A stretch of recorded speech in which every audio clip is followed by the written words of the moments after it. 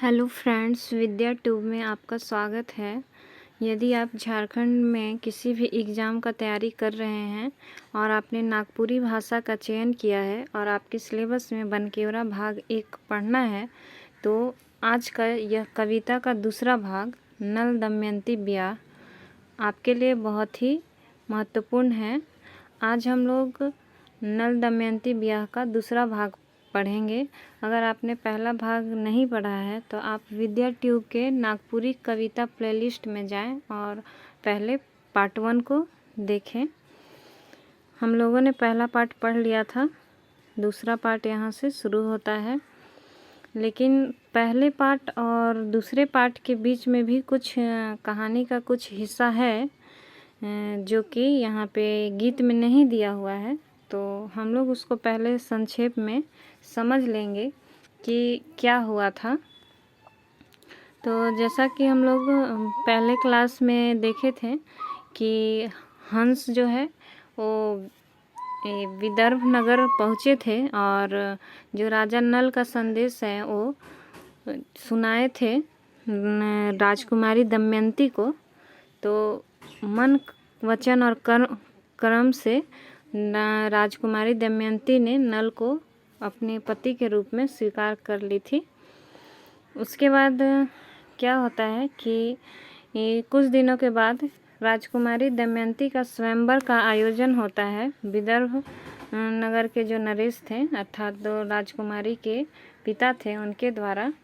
और चूँकि राजकुमारी की सुंदरता का बखान हर जगह था, हर देश के लोग और जगह जगह के जो राजा और महाराजा थे वे सभी उनके स्वयंवर में पधारे। और नारद मुनि के द्वारा देवताओं को भी स्वयंवर के बारे में पता चला और इंद्र और दूसरे भी देवता स्वयंवर में पहुँचे। और होता यह है कि राजकुमारी दमयंती को पाने के लिए सभी कोई लालायित थे, लेकिन राजकुमारी दमयंती सिर्फ नल से विवाह करना चाहती थी। तो जो देवता थे वो बहुत सारे देवता छल करके, जिसमें इंद्र आदि थे, वे सभी नल का ही रूप धारण कर लेते हैं।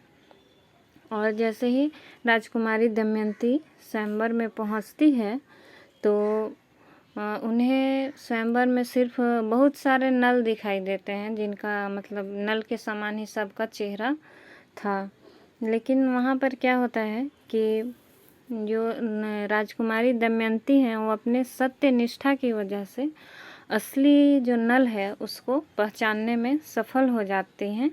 और फिर उसके बाद राजा नल और दमयंती का विवाह हो जाता है और संतान उत्पत्ति होता है उसके बाद, जो कि आपका ये पार्ट 2 जो गीत का जो दूसरा भाग है उसमें दर्शाया गया है।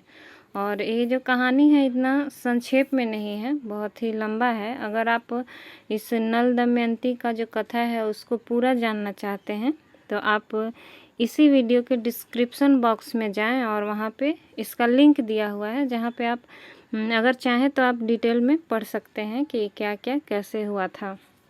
तो आइए हम लोग इस गीत का दूसरा भाग पढ़ते हैं। दूसरा गीत का पहला पद है, दमयंती ब्याही नल फिरलें निज थल सुख रंगे, करी विविध विहार गोई सुख रंगे। ब्याही का मतलब कि ब्याह करके, शादी करने के बाद, और फिरलें का मतलब होता है वापस आना। जैसे राजा नल वहाँ शादी करने गए थे तो फिर वापस आना को यहाँ पे फिरलें लिखा हुआ है। और निज थल का मतलब तो ऐसे ये थल होता है जिसको हम लोग स्थल बोलते हैं, ज़मीन बोलते हैं। लेकिन यहाँ पे निज स्थल का मतलब होता है कि अपना घर, अर्थात अपना राज्य। विविध का मतलब होता है विभिन्न प्रकार के, नाना प्रकार के। विहार का मतलब होता है कहीं पे घूमना, जो है उसको हम विहार कहते हैं।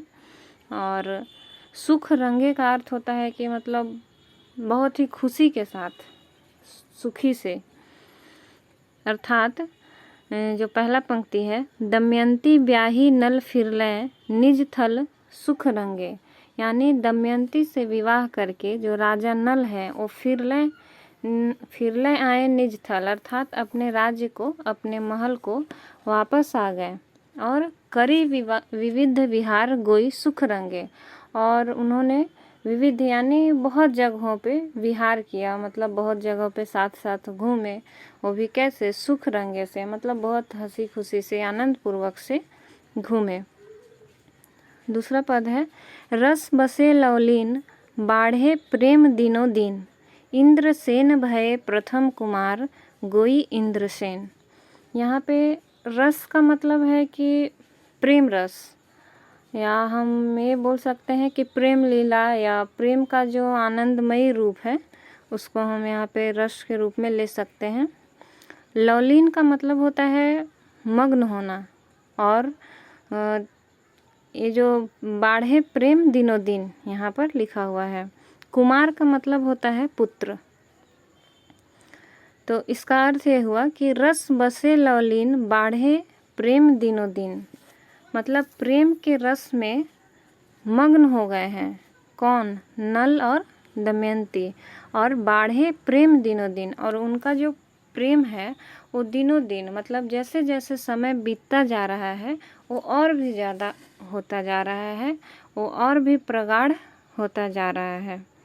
इंद्रसेन भय प्रथम कुमार गोई इंद्रसेन, और इंद्रसेन जो है वो प्रथम कुमार हुए, यानी इनका जो प्रथम पुत्र है वो इंद्रसेन के रूप में प्राप्त हुआ, यानी इन लोगों का जो पहला पुत्र प्राप्ति हुई उसका नाम इन लोगों ने इंद्रसेन रखा। इसी को लिखा हुआ है इंद्रसेन भय प्रथम कुमार गोई इंद्रसेन। यहाँ पे जो पहला शब्द है उसी को लास्ट में कविता को अच्छा बनाने के लिए या लय ताल बैठाने के लिए लिखा गया है। तीसरा पद है, इंद्रसेन सुत भेल दुख दंद दूर भेल, महानंदे भीर भरे भूप द्वार गोई महानंदे। इसमें सुत का अर्थ है पुत्र, और दंद का अर्थ है दर्द, और महानंद का मतलब होता है कि बहुत ही आनंद, बहुत ही खुशी। भीर का अर्थ होता है डर या भय, भूप का अर्थ होता है राजा, और द्वार का अर्थ होता है कि दरवाज़ा। तो इसका अर्थ ये हुआ कि इंद्र सुत भेल दुख दंद दूर भेल, मतलब जैसे ही इंद्रसेन जो सुत हैं, उनके जो पुत्र हैं, उनका प्राप्ति हुआ, वैसे ही दुख दंद दूर भेल, दुख और जो दर्द है वो सारा दूर हो गया। और क्या हुआ, महानंदे भीर भरे भूप द्वार गोई।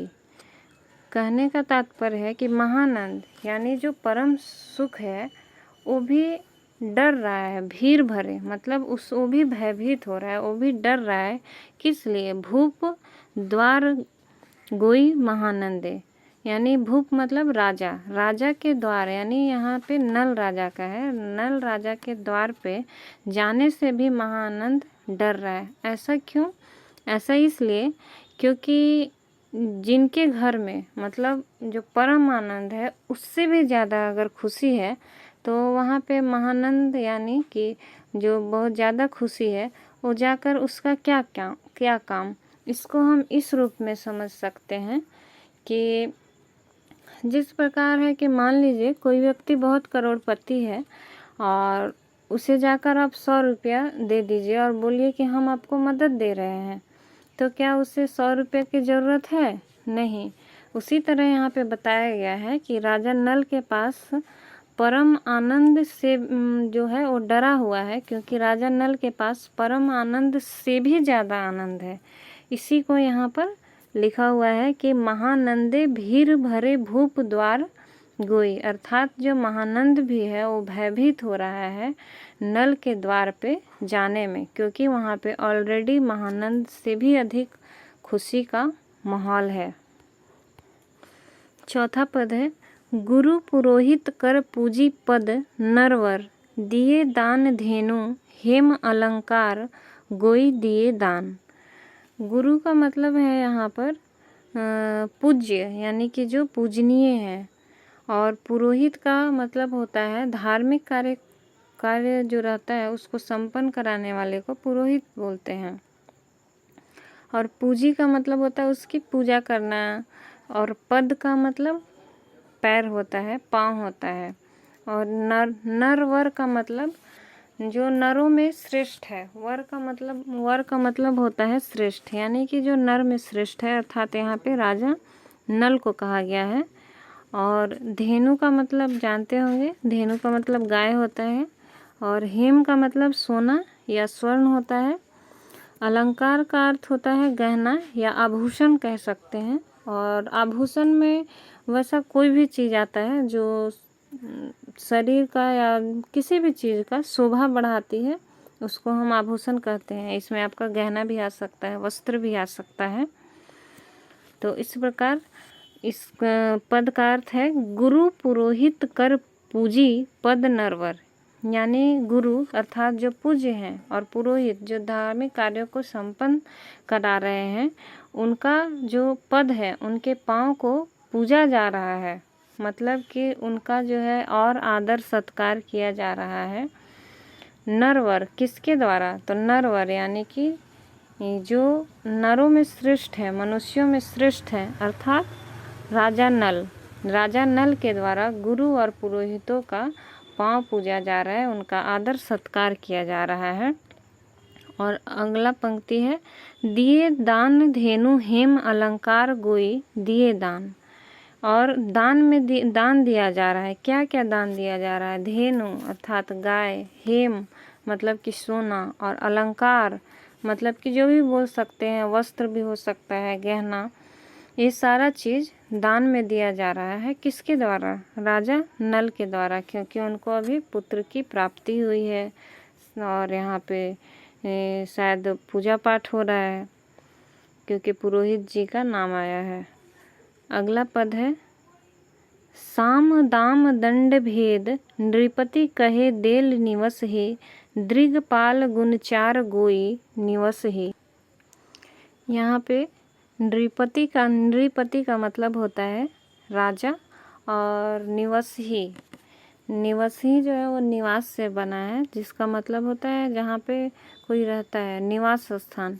लेकिन यहाँ पे चूँकि राजा नल का बात है, तो निवासी का मतलब होगा कि उनका जो सत्ता है, उनका जो शासन है। तो इस पंक्ति में कहा जा रहा है कि साम दाम दंड भेद नृपति कहे देल निवसी, यानी किसी भी जो राजा है उसको निवसी यानी अपने शासन को, अपने सत्ता को चलाने के लिए साम दाम दंड भेद का प्रयोग करना पड़ता है। तो चलिए जानते हैं कि साम दाम दंड भेद क्या होता है। तो साम का अर्थ होता है कि किसी को समझाना या सुझाव देना, जैसे हमें बोल सकते हैं कि, या फिर किसी को सम्मान देकर, जो चीज़ हमें ऐसे नहीं मिल रहा है, अगर हम किसी को सम्मान देंगे तो वो चीज़ हमको खुद ही मिल जाता है। दाम का अर्थ होता है मूल्य, यानी कोई भी कार्य के बदले मूल्य देना, उसको दाम कह सकते हैं। या कोई अगर लोभी व्यक्ति है तो उसको धन देकर अपना जो कार्य है वो पूरा किया जा सकता है। और दंड का अर्थ होता है सजा, यानी अगर कोई साम दाम से भी नहीं मान रहा है, किसी को सम्मान दिए, किसी को धन दिए, उसके बाद भी अगर कोई नहीं मान रहा है, तो ये जो तीसरा मेथड है कि दंड के द्वारा भी कार्य करवाया जा सकता है, यानी कि सजा के द्वारा, जैसे दुष्ट को सजा देकर कार्य को पूर्ण किया जा सकता है। और चौथा है भेद। भेद का अर्थ होता है रहस्य, यानी कि उपर्युक्त जो तीनों हैं वो कार्य न करे कार्य को संपन्न कराने में, तो किसी भी व्यक्ति यानी जो अपोजिशन में है, उसको उसका कोई भी जो कमजोरी है उसको पकड़कर, या फिर उसका जो हितैषी है उसी से उसको बैर करा करके और अपना काम को जो है वो पूरा किया जा सकता है। तो इसीलिए यहाँ पे कहा गया है कि राजा को अपना शासन चलाने के लिए, सत्ता चलाने के लिए साम दाम दंड और भेद, ये चारों चीज़ का ज़रूरत होता है, और इसी से वो अपना सत्ता को मतलब बरकरार रखने में या स्थायित्व रखने में सहायक होता है। अगला पंक्ति है दृगपाल गुण चार गोई निवसही। और दृगपाल ये जो गीत है इसके रचनाकार हैं दृगपाल राम देवघरिया। वो बता रहे हैं कि दृगपाल गुण चार गोई निवसही, वो अपने बारे में भी बोल रहे हैं कि वो अपना भी जो जीवन यापन को करने के लिए, निवासी मतलब जीवन यापन करने के लिए उनके पास भी ये जो चारों गुण है वो इसी का प्रयोग करते हैं, या उनके पास ये चारों गुण हैं। तो यहाँ पे जो ये है नल दमयंती ब्याह का ये दूसरा जो गीत है वो ख़त्म होता है। अगर आप इस पूरा कहानी को जानना चाहते हैं तो डिस्क्रिप्शन बॉक्स में जाएं और वहाँ पे लिंक को टच करके आप पूरा PDF पढ़ सकते हैं। अगर आपको ये क्लास अच्छा लगा हो तो वीडियो को लाइक करें, शेयर करें, कमेंट करें। Thank you.